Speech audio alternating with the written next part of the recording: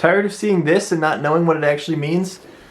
Let's break down the realistic expectations of how much you can make on Amazon, what the profit margins are, what you can expect, how long it's going to take you to be profitable, and then talk about the different components of what makes you more profitable on Amazon so that you have realistic expectations going into this business model. All right guys, Tom Hayes here. Welcome back to another Amazon FBA video. Today I want to talk to you about how much money can you realistically make with an Amazon brand? How long does it take to be profitable? And what can you expect on a monthly basis with recurring profit, revenue? What do these numbers actually look like from an actual seller? So let's jump into that, and we're slowly going to kind of break down the different components of why you make more money, why you'd make less, what the actual time frame is typically to start being profitable on Amazon. And following that, we'll talk about, what is an average result? What is the ideal result? And then what is the worst case scenario, okay? So one thing that people fear the most when they start selling on Amazon is that they're going to lose their investment. They're not going to make any money back. And that from there, it's going to just be very, very tough to move forward. So nobody wants to make a poor investment choice, right? But understand with businesses, there are risks. Just like investing in the stock market, anything like that, there's going to be a risk attached to it. But you can mitigate most of those through proper product research. So here's how this kind of whole thing flows. If you're just starting out your business, the first thing you're going to do is either become self-taught and watch a bunch of videos on YouTube, read some blogs, forums, whatever. If you want to kind of fast track your results, then I highly suggest joining a course with mentorship. I'm not even per se, say mine. I'm saying someone who has a proven blueprint that's done very well for themselves. I would get someone who offers not only a course, but mentorship, because that is going to be the fastest way to increase your learning curve, all right? So, but if that course is kind of the first thing you buy, then knowledge is the first thing you have to obtain, regardless, all right?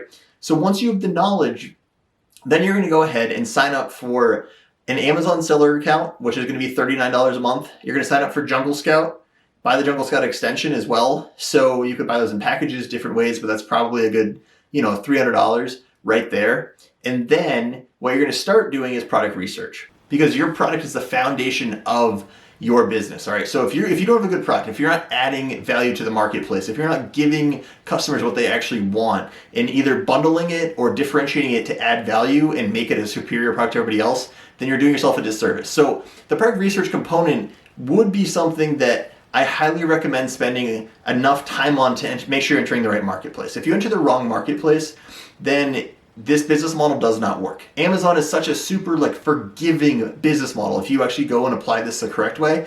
But if you don't have the right product, everything else falls apart. If you go to the right marketplace and have the right product, then it makes it so easy because you make numerous other mistakes and you can still be very profitable at the end of the day. So I would say that within learning and then starting to apply with product research, you're probably looking at least a month. So in that time, you spend about $300.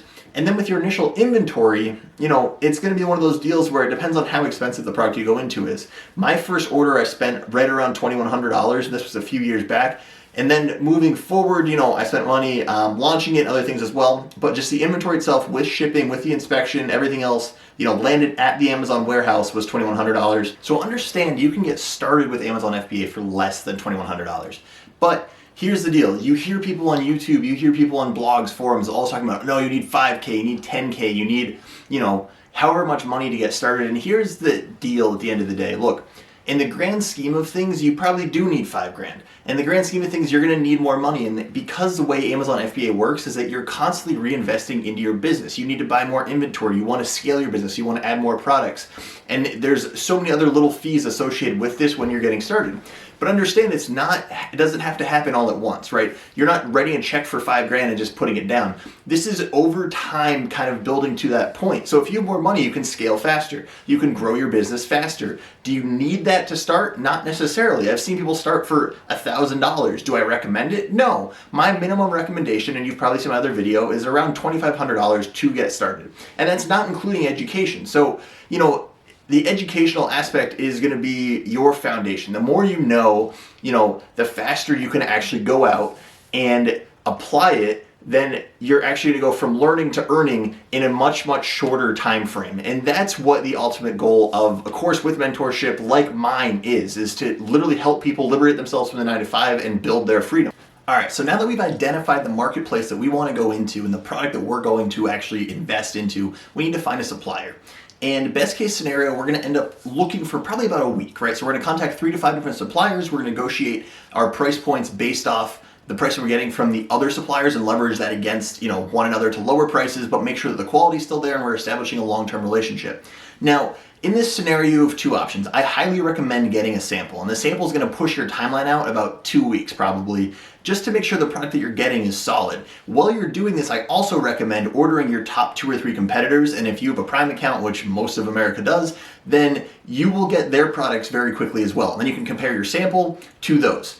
And while you're doing this, you can also be designing your packaging, your logo, getting all of these things in place such that you're ready to go when you're ready to pull the trigger to purchase this product. Now, once you pull the trigger and you purchase a product, it's gonna be at least 2 weeks between the manufacturing of the actual product. So that's your lead time. Your manufacturer always asks for a lead time, so they're gonna give you how long it will take them to make your product. And if that lead time's a week, then okay, great. So then there's gonna be at least another week if you air ship, and that's gonna be more expensive, but especially with your first product, you wanna come to market as fast as possible. I typically will split ship and send enough units to start selling via air and the rest via sea to help increase my profit margin. But honestly, when you're first launching a product, sometimes it's better just to air ship it and just get it to market so you can start earning revenue back.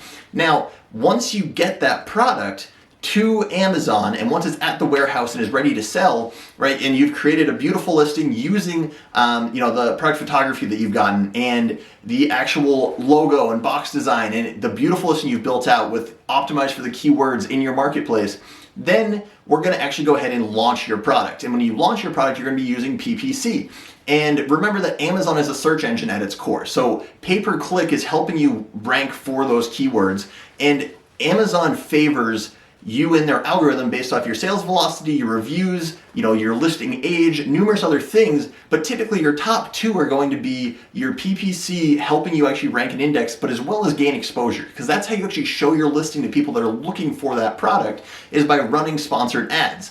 So this is my launch methodology, and there's also a YouTube video about that, right? So I run numerous campaigns via PPC very aggressively for the first week, and typically I get great results. And then you're gonna sign up for the Amazon Early Reviewer program to start getting a few reviews so you have social proof for your product so that people see that it is a solid product with the quality and everything else too that you've created that adds the value to the marketplace and differentiates yourself. So now we've started to get some reviews. We have our email sequences set up in the background. We might have set up ManyChat or some other kind of review system. Typically though, if you really come to the marketplace with a superior product with great quality that kind of blows everything else out of the water, which is the best way to sell on Amazon anyway, you're gonna get reviews organically. All right, so now that we're well established, all right, we're getting sales, we have some reviews, we have the social proof, we have a beautiful listing, and we're starting to see revenue roll in. And very quickly, we're gonna end up hitting $3,000 a month, $5,000 a month, $7,000 a month, $10,000 a month in revenue. And on average, you can expect about a 25 to 35% profit margin. And when we go to reorder our next order, understand that a bunch of the costs we initially paid were fixed fees. The product photography, the logo, the box design, we don't have to go back and pay for those again. And also we have a proven method that this listing is selling and selling well. So now we know we can actually order more units, which will get us a lower unit cost in the grand scheme of things. Therefore, we can get more, increase our profit margin, and just go back to selling and scaling our business. Now, as we get this second order in, what I would start doing is start looking for an additional product. Because as you can add products to your brand and establish a brand name and file for your trademark and start scaling this really around a niche and a marketplace where your customers who now trust you and value your quality products will come back and buy from you again, and they'll buy your other products because they're interested in the exact same marketplace and cross promote and up promote different products, then this allows you to have a snowball effect on your Amazon FBA business. Let's just say hypothetically you've sold $10,000 in revenue from your first order. Now you're running out, so you're gonna have to reorder. But you have two options when you reorder. The first is you can use the profits. So you could take the $3,000, let's just say we did 30% profit margin. You can take that $3,000 and roll it into your, reordering for this product, right? You'd order more of it, place that order, and it again, split ship it at least a week for the lead time, a week for it to come via air, and probably another, 3 or 4 weeks for the rest to come via sea. Now, in that time frame though, you have a different option. Instead of using your profit, you could actually go ahead and use either a business credit card or some type of low interest loan. Now, I like the credit card method if you're good with money. If you're not good with money and you know that, you know who you are, then don't do this. But if you are and you're responsible and you know you can pay this back and you feel confident in that, then you have a proven business method. You're not just launching your product on credit hoping it's going to work. You know that this sells. So why not leverage that and get 1.5% cash back on every purchase that you're making, including your inventory. So when you're spending thousands of dollars, sure, 1.5% isn't much, but it helps. So why not feed that back into your business, and then you can actually have that profit either sit in your bank account, your business bank account, or pay yourself if you need to. Now, as this thing scales though, you're going to get that product to $25,000 a month at some point. It's going to kind of keep snowballing. And as you launch other products around that, it's very easy to start making profit that you can pay yourself $3,000, $5,000, $7,000 a month and replacing your full-time income. And that's something where this strategy and this business model implemented correctly is so powerful, guys. As long as you have a proven blueprint and a mentor you can bounce stuff off of, if there's something that comes up, I have students that ask me something and I get back to them as fast as I possibly can such that they can move forward with their business. They can get back to revenue generating activities that they can be confident that they're in the right marketplaces, they're doing the right things, and that they're going to succeed with this business model. Now understand, when a lot of gurus show you screenshots, when they're showing you things, again, that is revenue. That is not the profit that you are actually taking home. So when someone says, oh, my student made, $150,000, yeah, in revenue, not in profit. They still made that. It's not a wrong saying, but it's misleading in the way that